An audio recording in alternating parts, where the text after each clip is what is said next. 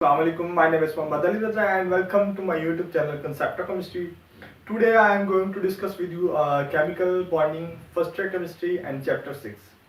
So I will discuss some main points in this article that I want to share with you, like headings, so that you could prepare your mind for the article, and so you could have a point of view about this article, that what we will discuss in this article. So first point, first heading that I will discuss: why we deal with the chemical bonding. Why we need to deal with the chemical bonding? What is the reason? What is the benefit? Okay. Next one is octet rule. What is octet rule? What is duplet rule? And violation of the octet rule and how? Some examples I will show you. And more next is double standard of sulfur. Sulfur का दोगलापन ये कैसे है? So more next, many more. So I will discuss some other points also that will be associated with this article or chemical bonding. So, but before that, if you don't have subscribed my channel, so kindly do subscribe and like my page. And I also upload the complete lectures on Facebook page with the name is Concept of Chemistry, which you can join also by searching out Concept of Chemistry. And I will also give you the links in the description from where you could be able to join this page with just one click. Okay, so move the article. Chemical bond. What is the definition of chemical bond? The definition is the attractive forces which holds together two or more atoms. वो attractive forces जो दो या दो से ज्यादा atoms को bind करके रखती है, जोड़ के रखती है, ठीक है, या ions को भी क्या है, जोड़ के रख सकती है, to form a large variety of compounds. एक compound बनाने के लिए उसे हम कहते हैं chemical bond. बॉन्ड असल में होता है जोड़ने वाली कोई चीज. केमिकल बॉन्ड मतलब किसी ने अट्रैक्टिव फोर्सेस या इस तरह कोई और चीज इन्वॉल्व हुई है जिसकी वजह से एटम्स वगैरह या आयंस वगैरह क्या है, बाइंड है या बाउंड है. क्लियर है डेफिनेशन? ऐसी फोर्स जो एटम्स या आयंस को जोड़ के रखती है उसे कहते हैं केमिकल बॉन्ड. सो नेक्स्ट होते हैं. अब इसकी टाइप्स होती हैं कि केमिकल बॉन्ड्स की. आयनिक भी हो सकता है, कोवलेंट भी हो सकता है, या कोऑर्डिनेट कोवलेंट भी हो सकता है. ठीक है. अभी तक ना पहले आपको मैं रीजन बताता हूँ केमिकल बॉन्ड की रीजन क्या होती है. एक लाइन में बताता हूँ कि रीजन क्या होती है केमिकल बॉन्ड बनाने की. एटम या सब्सटेंसेस केमिकल बॉन्ड की तरफ मूव करते हैं, केमिकल बॉन्ड बनाते हैं, तो उसकी रीजन क्या है, क्यों बनाते हैं. एक लाइन में जवाब है वो ये कि स्टेबिलिटी की तरफ जाते हैं. वो पहले वो लेस स्टेबल होते हैं, फिर वो स्टेबिलिटी की तरफ जाते हैं, तो स्टेबिलिटी उनको मिलती है कंपाउंड बनाकर. ठीक है, तो इसलिए वो क्या है, कंपाउंड बनाते हैं. और वो कंपाउंड बना सकते हैं किस तरह, इलेक्ट्रॉन्स को डोनेट करके भी या इलेक्ट्रॉन को लेकर भी, किसी तरह भी उन्होंने स्टेबिलिटी हासिल करनी होती है. ठीक है, तो ये रीजन होती है केमिकल बॉन्ड बनाने की या कंपाउंड्स बनाने की. ओके, सो नेक्स्ट होते हैं ऑक्टेट रूल. ऑक्टेट रूल क्या है? ऑक्टेट रूल है जी, complete the valence shell more stable it will be. ये बहुत इंपॉर्टेंट पॉइंट है जो कि इस आर्टिकल से रिलेटेड है. वो क्या है? Complete the valence shell more stable it will be. जब किसी एटम का, किसी सब्सटेंस का वैलेंस शेल कंप्लीट होगा ना, चाहे वो डुप्लेट से मतलब रिलेटिव हो या वो ऑक्टेट के मुताबिक हो, जब वो वैलेंस शेल ऑक्टेट या डुप्लेट के मुताबिक फिल हो जाएगा वो स्टेबल हो जाएगा. ठीक है, तो इस मतलब के अरेंजमेंट को अचीव करने के लिए वो इलेक्ट्रॉन डोनेट भी कर सकता है, वो इलेक्ट्रॉन ले भी सकता है अपना वैलेंस शेल कंप्लीट करने के लिए. तो यही रीजन है केमिकल बॉन्डिंग की और यही रीजन है कंपाउंड्स बनाने की. ओके, सो नेक्स्ट होते हैं ऑक्टेट रूल क्या है. Tendency to attain maximum of 8 electrons in valence shell. Valence shell में 8 इलेक्ट्रॉन्स को पूरा करने को ना, इसे कहते हैं ऑक्टेट रूल. मतलब अगर किसी एटम के वैलेंस शेल में 8 इलेक्ट्रॉन है तो मतलब क्या है, उसका ऑक्टेट कंप्लीट है. ठीक है, मतलब कि वो ऑक्टेट रूल को ओबे कर रहा है. क्लियर है? जिस तरह ये नियोन है, इसकी इलेक्ट्रॉनिक कॉन्फ़िगरेशन देखें ना आप, तो क्या होती है 1s2 2s2 2p6. तो इसका एटॉमिक नंबर कितना है, 10. तो ये आपके पास 2 2 4 एंड 6 10. ठीक है, ये 1s2 first shell complete. Second shell में कितने आएंगे इलेक्ट्रॉन, 10 - 2 8 इलेक्ट्रॉन्स. ये 2 और ये 6. तो वैलेंस शेल में 8 इलेक्ट्रॉन जिसके पूरे हम क्या कहते हैं, उसका क्या है, ऑक्टेट कंप्लीट है. ठीक है, maximum of 8 electrons in valence shell, इसे कहते हैं ऑक्टेट रूल. ठीक है। और ये भी हम कह सकते हैं कि किसी एटम में अगर 8 इलेक्ट्रॉन्स कंप्लीट हैं तो हम कह सकते हैं कि उसका ऑक्टेट कंप्लीट है, वो स्टेबल है। ओके, सो नेक्स्ट चलते हैं। नेक्स्ट है रूल डुप्लेट रूल, DUPLET, ठीक है, डुप्लेट रूल। ये क्या है? डुप्लेट वर्ड रिजेंबल करता है, सिमिलरिटी शो करता है डबल से, डबल डुप्लेट, ठीक है। तो डेफिनेशन क्या है? Tendency to attain a maximum of 2 electrons in valence shell. Valence shell में 2 इलेक्ट्रॉन्स को कंप्लीट करने को जो कैपेसिटी होती है उसे कहते हैं डुप्लेट रूल। ओके, अगर किसी एटम के वैलेंस शेल में 2 इलेक्ट्रॉन्स हैं तो उसे हम कहेंगे क्या है? ये डुप्लेट रूल को ओबे कर रहा है, या डुप्लेट रूल के मुताबिक ये क्या है? स्टेबल है। ओके, ये देखिए हीलियम की इलेक्ट्रॉनिक कन्फिग्रेशन क्या है? 1s2, ये 2 ऊपर आता है। 1s2 मतलब किसका? वैलेंस शेल में 2 इलेक्ट्रॉन्स है और ये डुप्लेट रूल को क्या है? ओबे कर रहा है। क्लियर है? सो नेक्स्ट होते हैं। अब है जी रीजन क्या है? अब रीजन उसी से रिलेटेड है, तो केमिकल बॉन्डिंग की रीजन क्या है, कंपाउंड्स बनाने की रीजन क्या है, वो हम डिस्कस करते हैं। और इधर एक और इंपॉर्टेंट क्वेश्चन लिखा हुआ है, विच एटम विल मेक बॉन्ड? कौन से एटम बॉन्ड बनाएंगे, कौन से एटम नहीं बॉन्ड बनाएंगे। मैंने पहले डिस्कस किया है कि 2 बातें आप याद रखें। एक तो कोई भी सब्सटेंस है ना, वो अगर पहले लेस स्टेबल है या उसकी हाई एनर्जी है तो वो क्या है? स्टेबिलिटी की तरफ जाएगा, और स्टेबल की एनर्जी लो होती है। मतलब क्या, पहला क्या पॉइंट हो गया? जो पहले लेस स्टेबल है वो स्टेबिलिटी की तरफ आएगा और इस दौरान वो क्या है? बॉन्ड बनाएगा। क्लियर है? दूसरा पॉइंट क्या है? ऑक्टेट जिसका कंप्लीट होगा ना वो स्टेबल होगा। मतलब कि जिसका ऑक्टेट फिर कंप्लीट नहीं, वो ऑक्टेट को कंप्लीट करने की तरफ दौड़ेगा और इसी दौरान इसी तरह इस वजह से वो क्या है? केमिकल बॉन्ड बनाएगा, कंपाउंड्स बनाएगा। क्लियर है? और जिसके ऑक्टेट के मुताबिक अगर इलेक्ट्रॉन उसके 8 से ज्यादा हैं तो वो क्या करेगा? इलेक्ट्रॉन रिलीज करने की कोशिश करेगा ताकि उसके वैलेंस शेल में 8 इलेक्ट्रॉन्स हो जाए। क्लियर है? तो इस सारे सिनेरियो में इलेक्ट्रॉन कोई डोनेट करता है, कोई लेता है, जस्ट किस लिए? अपनी स्टेबिलिटी को हासिल करने के लिए। ठीक है, अगर कोई ऑलरेडी स्टेबल है, मतलब किसी के पहले ही 8 मौजूद है वैलेंस शेल में, तो वो बॉन्ड नहीं बनाएगा। क्लियर है? सो अब आते हैं हम रीजन की तरफ। क्या है? Components want configuration like noble gases. मैंने अभी डिस्कस किया है, जो एटम पहले ही स्टेबल होंगे वो केमिकल बॉन्ड नहीं बनाते। जिस तरह नोबल गैसेस हैं, इनका ऑक्टेट कंप्लीट होता है, ये केमिकल बॉन्डिंग नहीं बनाते। बाकी जो तमाम एटम है, तमाम जो स्पीसीज है पीरियोडिक टेबल में, वो नोबल गैसेस को मॉडल बनाती हैं। मतलब वो कहती हैं कि हमने नोबल गैसेस वाली कॉन्फ़िगरेशन हासिल करनी है। क्लियर है? So components want configuration like noble gases. Noble gases की जिस तरह इलेक्ट्रॉन कॉन्फ़िगरेशन है, दूसरे तमाम सब्सटेंसेस उस तरह की कॉन्फ़िगरेशन को हासिल करना चाहते हैं, और उस हासिल करने की दौड़ में कोई इलेक्ट्रॉन छोड़ता है, कोई इलेक्ट्रॉन लेता है। ठीक है? सो नेक्स्ट वन क्या है जी? Components will be stable when their valence shell will be completely filled either by octet rule or duplet rule.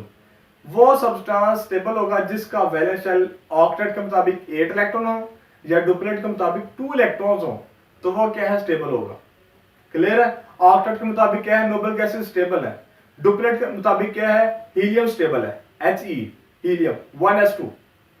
Clear है? तो नेक्स्ट चलते हैं। They can lose and get electrons to achieve this. और जो substances, जो atoms चाहती हैं Nobel gases की कॉन्फ़िगरेशन, तो वो इस दौरान क्या कर सकती हैं? इलेक्ट्रॉन्स लूज भी कर सकती हैं या इलेक्ट्रॉन्स गेन भी कर सकती हैं। ठीक है? तो ये पॉइंट बहुत इंपॉर्टेंट है, ये आपको ज़हन में रखने पड़ने हैं। ठीक है? सो नेक्स्ट चलते हैं। ये इंपॉर्टेंट शॉर्ट क्वेश्चन है जो कि मोस्टली आता है कि रीजन क्या है केमिकल बॉन्डिंग की। सही है? सो नेक्स्ट वन क्या है? For example noble gases are more stable. Noble gases को क्या रखा हुआ है? सब्सटेंसेस ने मॉडल। क्यों? क्योंकि उनकी जो इलेक्ट्रॉन कॉन्फ़िगरेशन है वो ऑक्टेट के मुताबिक 8 इलेक्ट्रॉन्स हैं, वो स्टेबल है। सही है?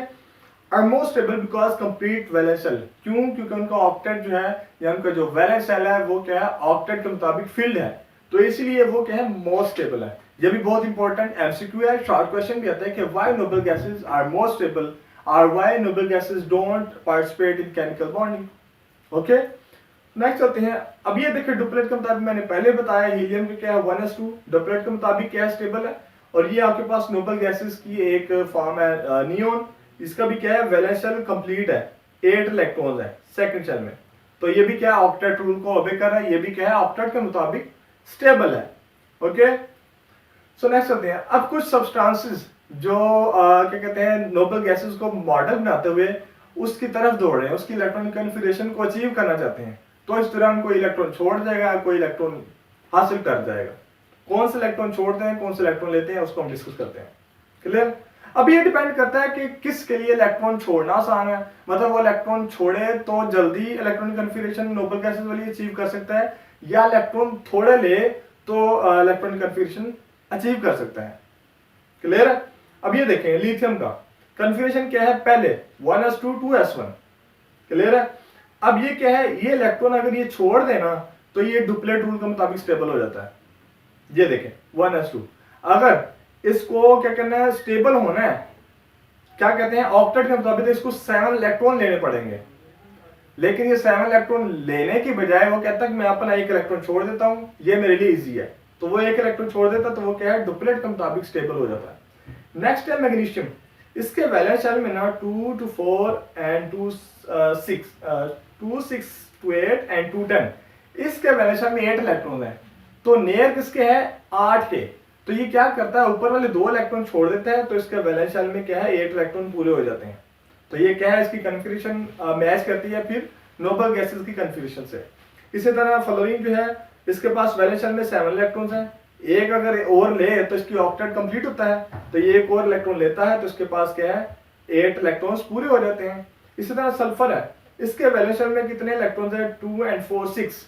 2 अगर इलेक्ट्रॉन्स कहीं से ले ले तो ये इसके लिए ज्यादा इजी है एज कंपेयर टू 6 इलेक्ट्रॉन छोड़े।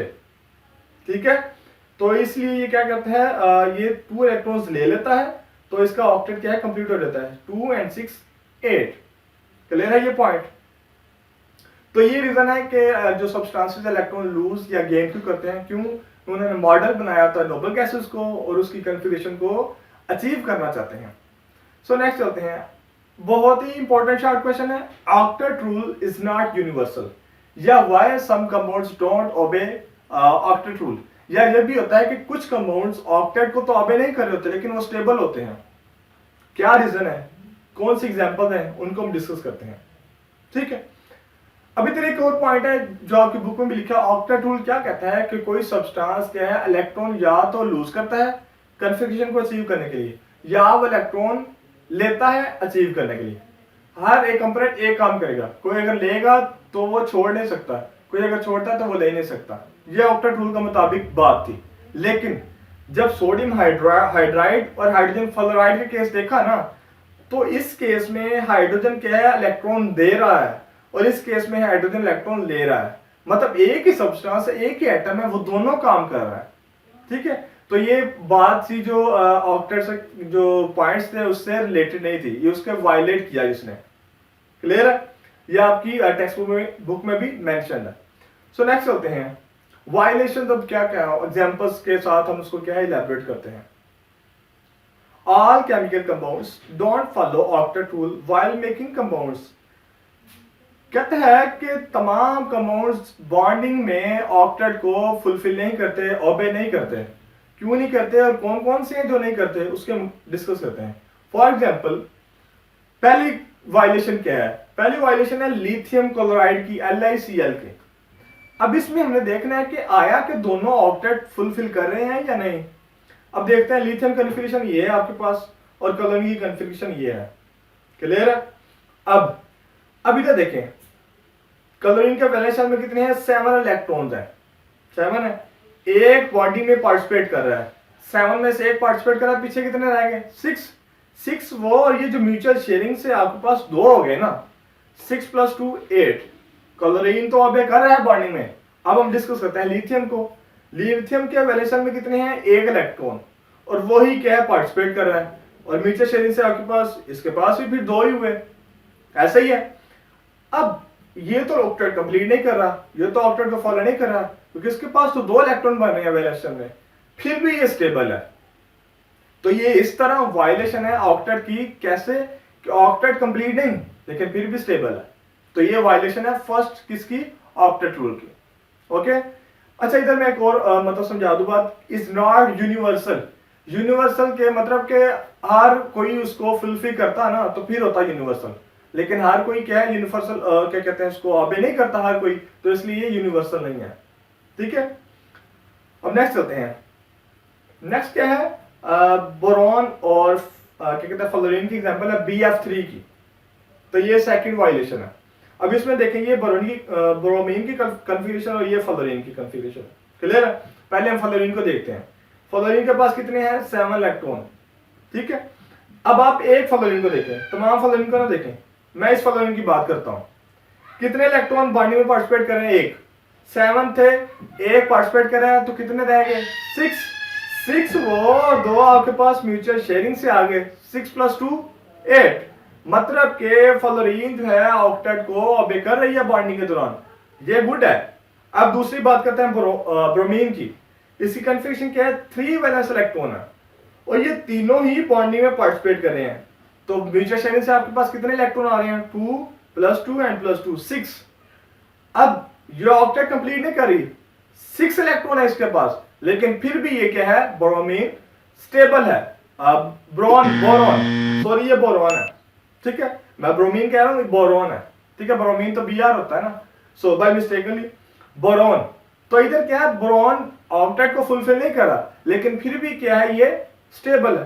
तो ये सेकंड वायलेशन है। ये आप एग्जांपल कोट कर सकते हैं। पहली क्या, लिथियम क्लोराइड की, सेकंड है BF3 की, बोरॉन ट्राइफ्लोराइड की। ओके, सो नेक्स्ट होते हैं। अब और वायलेशन क्या है, elements with odd valence electrons don't ओबे octets, mostly nitrogen did this.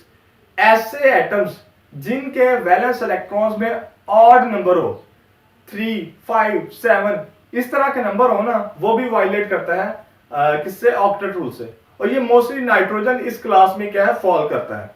Nitrogen की मैं एग्जांपल भी आपको दिखाता हूं। अब ये है कन्फिगरेशन नाइट्रोजन की। वैलेंस शेल में कितने इलेक्ट्रॉन है, 5। ऑक्सीजन के वैलेंस शेल में 6 इलेक्ट्रॉन है। पहले मैं 6 ऑक्सीजन की बात करता हूं कि ये ओबे करता है या नहीं। ऑक्सीजन के पास कितने इलेक्ट्रॉन है, 2 + 4 6 इलेक्ट्रॉन। बॉन्डिंग में 2 पार्टिसिपेट कर रहे हैं, 6 में से 2 गए, 4 रह गए, 4 वो और ये आपके पास म्यूचुअल शेयरिंग से 4 आ रहे, 4 + 4 8।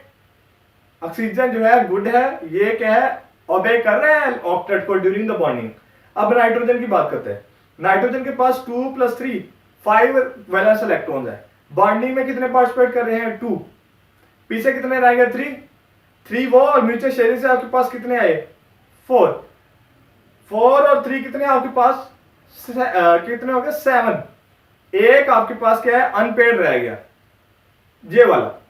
तो मतलब 7 इलेक्ट्रॉन है आपके पास, 6 का तो 2 का पेयर हो गया, एक आपके पास अनपेड रह गया। अब इधर बात बताने वाली क्या है, बताने वाली बात यह है कि ये है तो स्टेबल नाइट्रोजन, लेकिन क्या है, ऑक्टेट को ओबे नहीं कर रहा। ऑक्टेट को ओबे ना करने के बावजूद भी क्या है, ये स्टेबल है। तो मतलब ये वायलेशन है ऑक्टेट की, क्योंकि ऑक्टेट तो कहता था कि जिसके पास 8 इलेक्ट्रॉन होंगे वो स्टेबल होगा। क्लियर है? नेक्स्ट एग्जांपल देखते हैं NO2 की। सेम वही कन्फिगरेशन, नाइट्रोजन के पास 5, ऑक्सीजन के पास 6। अब पहले ऑक्सीजन को दोबारा देते हैं। ऑक्सीजन के पास कितने इलेक्ट्रॉन है, 6 2 2 6। ये क्या, इसके पास 6 इलेक्ट्रॉन है और 6 इसके पास क्या है, अनरिएक्टेड पड़े हैं। तो बॉन्ड कौन बना रहा है, बॉन्ड ये नाइट्रोजन बना रहा है। नाइट्रोजन अपने दोनों इलेक्ट्रॉन ना, 2 इलेक्ट्रॉन इधर दिए हुए हैं बॉन्ड बनाने के लिए, मतलब डोनेट किए हैं। जिस डोनेशन की वजह से उस पर क्या है, पॉजिटिव चार्ज है और उस पर क्या है, नेगेटिव चार्ज है। और आपको पता है कोई इलेक्ट्रॉन देता है या लोन पे देता है तो उस पर पॉजिटिव चार्ज आता है, तो इसलिए नाइट्रोजन पर क्या है, पॉजिटिव चार्ज है। क्लियर है? तो इस तरह 6 जो ऑक्सीजन के पहले ही मतलब वैलेंस शेल्स मतलब कन्फिगरेशन देखे 6 पहले ही थे और 2 इसके पास इस बॉन्डिंग से आए, 6 + 2 8 ऑक्सीजन फुलफिल कर रहा है। नाइट्रोजन पे आते हैं। 5 इलेक्ट्रॉन थे नाइट्रोजन के, 2 इसने इधर दे दिए, एक ये 3 और 2 ये 5। क्लियर है? अब हम देखते हैं इसके पास इलेक्ट्रॉन कितने बनते हैं। ये 4, ये 5, ये 6 और ये 7 बनते हैं। लेकिन क्या है, ये स्टेबल है, फुलफिल नहीं करता ऑक्टेट रूल को, फिर भी स्टेबल है। दूसरी तरफ हम चलते हैं इस ऑक्सीजन पे, क्या आया ये भी फुलफिल करता है ऑक्टेट को या नहीं। ऑक्सीजन के पास कितने इलेक्ट्रॉन, 6। इधर ये पार्टिसिपेट कितने कर रहे हैं, 2।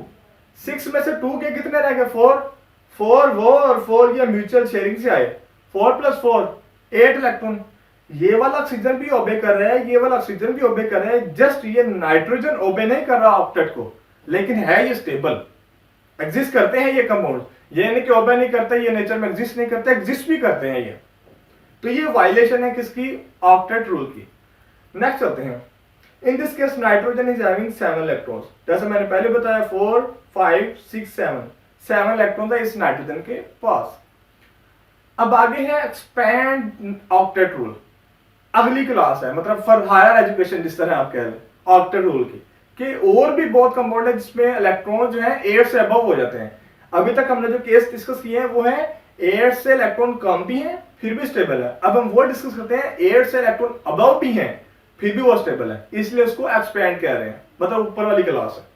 क्लियर है? पहले हमने ऑक्टेट से नीचे वाली क्लास, अब हम ऊपर वाली क्लास डिस्कस करेंगे जिसे कहते हैं expand octet rule. Okay, some central substances have greater than 8 electrons around it. It is known as expand octet rule. So it is short question came into your exam, so you should remember this definition. So it is very important. Okay, so next होते हैं, अब example किसकी है, PF5 की, phosphorus पेंटाफ्लोरीन, ठीक है, PF5। अब इसकी कन्फिग्रेशन क्या है, फास्फोरस की कन्फिग्रेशन देखें ना तो इसके पास वैलेंस शेल में 5 इलेक्ट्रॉन्स हैं। क्लियर है? फ्लोरीन की कन्फिग्रेशन देखें तो इसके पास 7 इलेक्ट्रॉन्स हैं, मतलब कि फ्लोरीन को 1 इलेक्ट्रॉन अगर मिल जाए तो इसके पास 8 इलेक्ट्रॉन हो जाएंगे, ये ऑक्टेट कंप्लीट कर जाएगा, फुलफिल करेगा ये। पहले हम फ्लोरीन को देखते हैं, एक फ्लोरीन को मैं ले रहा हूं बस, अब ये फ्लोरीन में लेता हूं, कितने इलेक्ट्रॉन इसमें पास 7, एक बॉन्डिंग में इन्वॉल्व है, 7 में से एक या कितने रहेगा 6 वो और 2 म्यूचुअल शेयरिंग से आएंगे हर फ्लोरीन के पास, 6 + 2 8। ये फ्लोरीन भी ऑक्टेट को ओबे कर रहा है, ये फ्लोरीन भी, ये फ्लोरीन भी, ये फ्लोरीन भी और ये फ्लोरीन भी, तमाम फ्लोरीन क्या है ऑक्टेट को ओबे कर रही है। लेकिन अब सेंट्रल जो है फास्फोरस, उसके बारे में क्या, अब उसको हम डिस्कस करते हैं। फास्फोरस की इलेक्ट्रॉनिक कन्फिग्रेशन देखें ना, इधर 3 to 5 इलेक्ट्रॉन है। अब ये कितने म्यूचुअल शेयरिंग कर रहा है, 1 2 3 4 5, और वो 5 जो है इसके पास, वो 5 के 5 ही बॉन्डिंग कर रहे हैं, पीछे कोई नहीं है। अब हम देखते हैं इसके पास जो बॉन्डिंग में इसने इन्वेस्टमेंट की है, इसके पास म्यूचुअल शेयरिंग से टोटल कितने बने हैं, 2 ये 4 4 to 6 6 to 8 and 2 10। अभी इधर फास्फोरस के पास 8 इलेक्ट्रॉन्स बन गए जो कि 8 से ज्यादा है, लेकिन ये स्टेबल है। इलेक्ट्रॉन्स 8 से ज्यादा है, ऑक्टेट को फुलफिल नहीं कर रहा फास्फोरस, लेकिन फिर भी क्या है, स्टेबल है और नेचर में एग्जिस्ट करता है। ये नहीं कि ऑक्टेट को ओबे नहीं करता, नेचर में एग्जिस्ट नहीं करता, ठीक है, नेचर में भी एग्जिस्ट करता है। सो नेक्स्ट डिस्कस करते हैं example. Sulphur in some compounds don't obey octet but obey in some compounds. मैंने आपसे शुरू में डिस्कस किया था कि सल्फर जो है डबल स्टैंडर्ड शो करता है, कभी ये शो करता है ऑक्टेट और कभी ये शो नहीं करता। किस कंपाउंड में शो करता है और किस कंपाउंड में शो नहीं करता वो हम डिस्कस करते हैं। SF6 में ना सल्फर ओबे नहीं करता ऑक्टेट रूल को, ये आपने कन्फिग्रेशन याद रखनी है। सल्फर के पास वैलेंस इलेक्ट्रॉन में कितने हैं, 2 to 4 5 6 इलेक्ट्रॉन है सल्फर के पास वैलेंस। फ्लोरीन के पास कितने हैं, 2 to 4 to 6 and 7 electron fluorine के पास, ये बात याद रखनी है। फिर मैं आगे डिस्कस करता हूं SF6 कैसे जो है ना ओबे नहीं करता। सेकंड जिसमें सल्फर ओबे करता है वो है SCl2, सल्फर डाइक्लोराइड। तो इसमें कैसे करता है ये, अब पहले क्लोरीन को देख लेते हैं। क्लोरीन के पास कितने हैं, इधर क्लोरीन है, चलो क्लोरीन की कन्फिग्रेशन नहीं लिखी, क्लोरीन के पास भी 7 इलेक्ट्रॉन्स होते हैं कन्फिग्रेशन में, ठीक है। अब 7 है, इस क्लोरीन की बात करता हूं, 7 में से एक बॉन्डिंग में इन्वॉल्व है, 7 में से एक बॉन्डिंग में इन्वॉल्व, तो पीछे कितने रहेंगे 6 वो, और म्यूचुअल शेयरिंग से कितने बने, फिर जो इन्वेस्टमेंट की इलेक्ट्रॉन से तो उससे कितने इलेक्ट्रॉन और आए वो देखते हैं। 6 वो जो अनरिएक्टेड थे और 2 ये म्यूचुअल शेयरिंग से, 6 + 2 8। इस क्लोरीन के पास भी ऐसे ही और इस क्लोरीन के पास भी ऐसे ही, मतलब दोनों क्लोरीन ऑक्टेट को ओबे कर रहे हैं। अब हम आते हैं सेंट्रल पे, सल्फर पे। सल्फर के पास वैलेंस में कितने हैं, 2 to 4 और 2 6 इलेक्ट्रॉन है।